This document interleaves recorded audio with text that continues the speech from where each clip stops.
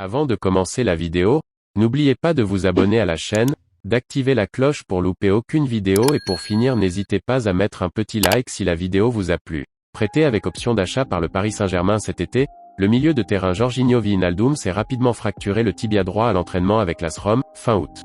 L'international néerlandais sera absent pendant encore plusieurs mois et ne disputera pas la prochaine Coupe du Monde, son retour sur les terrains étant espéré, au mieux, fin janvier. Face à cette situation, la Roma souhaite revoir les conditions négociées avec le PSG pour conserver le joueur l'été prochain, indique Calciomercato.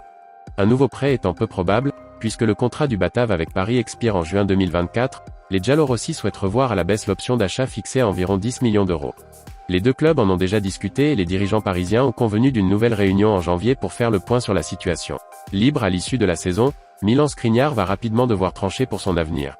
Alors que le PSG espère toujours mettre la main sur le défenseur slovaque, l'Inter prévoit de rencontrer son joueur pour discuter d'une prolongation, mais les exigences salariales du principal intéressé risquent de compliquer les affaires du club italien. D'après la presse italienne, l'Inter prévoit de rencontrer prochainement Milan Skriniar pour discuter d'une prolongation. Milan Skriniar attend une revalorisation salariale importante en cas de prolongation.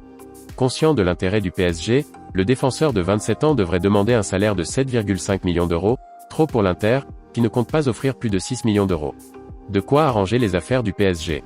La France et la Belgique espoir se sont séparés sur un résultat nul, 2-2, lundi soir à Valenciennes, dans un match amical qui sentait déjà l'Euro 2023. Léo Messi est enrhumé selon la presse argentine et pourrait finalement être préservé pour le match amical de l'Argentine face à la Jamaïque cette nuit. On sait désormais pourquoi Sadio Mané a décidé de quitter les Reds. Sadio Mané a formé, avec Roberto Firmino et Mohamed Salah, un trio offensif qui a créé l'histoire à Anfield, mais la relation entre les trois attaquants et l'architecte de cette œuvre, Jürgen Klopp, s'est dégradée. Firmino avait moins de temps de jeu et les arrivées de Luis Diaz et Diogo Jota laissaient présager un changement. C'est Mané qui a provoqué ce changement. Le Sénégalais a décidé de troquer Liverpool pour Munich cet été pour tenter de remplacer Robert Lewandowski en attaque. Bien que son début de vie en Allemagne n'ait pas été vraiment facile, le nouveau défi semble avoir été la principale motivation de Mané. Convoité par Liverpool, Ismaël Bennacer ferait aussi partie des priorités de Chelsea pour le mercato hivernal. Le contrat de l'international algérien avec le Milan AC expire en 2024, et plusieurs grandes équipes européennes le suivraient. Leandro Paredes s'est exprimé sur son départ du PSG pour la Juventus de Turin. L'Argentin pense avoir fait le bon choix, bien que les résultats des Turinois soient décevants. Bernardo Silva est toujours l'objectif principal du Barça pour l'été prochain. Le club a tout tenté lors du dernier mercato, en faisant pression notamment sur Frenkie de Jong pour un départ. Selon Mundo Deportivo, place désormais au plan B. Bernardo Silva est toujours dans le viseur, mais la direction compte plutôt sur des départs désormais. Sergio Busquets, Jordi Alba ou Gérard Piqué seront invités à partir ou à baisser drastiquement leur salaire à partir de l'été prochain, pour faire de la place aux Portugais. Entré en jeu à la mi-temps ce lundi soir pour la rencontre des Bleuets face à la Belgique espoir, 2-2, Ryan Cherki a su délivrer 2 passes décisives malgré une prestation moyenne. Interrogé à l'issue du match sur son avenir à Lyon, le jeune attaquant a confirmé qu'il ne voulait pas se satisfaire d'un rôle de joker et souhaitait un rôle plus important. Reste à savoir si Bosz compte lui apporter cette confiance désormais. À la suite des événements dramatiques ayant eu lieu dans l'enceinte de l'Alliance Riviera en marge de la rencontre opposant Nice à Cologne en Ligue Europa Conference, l'UEFA a dévoilé la sanction qui attend les Aiglons. Les supporters seront interdits de déplacement en République tchèque face à Slovako et le match retour se déroulera à huis clos. 4 jours après sa défaite surprise contre l'Ouzbékistan, 0-2, le Cameroun a chuté à nouveau ce mardi face à la Corée du Sud, 0-1, en amical. Pour leur dernier match de préparation avant la Coupe du Monde au Qatar, les Lions indomptables ont cédé sur un but de l'attaquant de Tottenham, Heung-min Son. Quand la fiction dépassera-t-elle la réalité? C'est encore une question, mais à force d'avancer, la palette artistique des designers derrière les jeux estampillés FIFA se rapproche de plus en plus de l'image réelle que l'on peut voir des footballeurs, à travers nos écrans.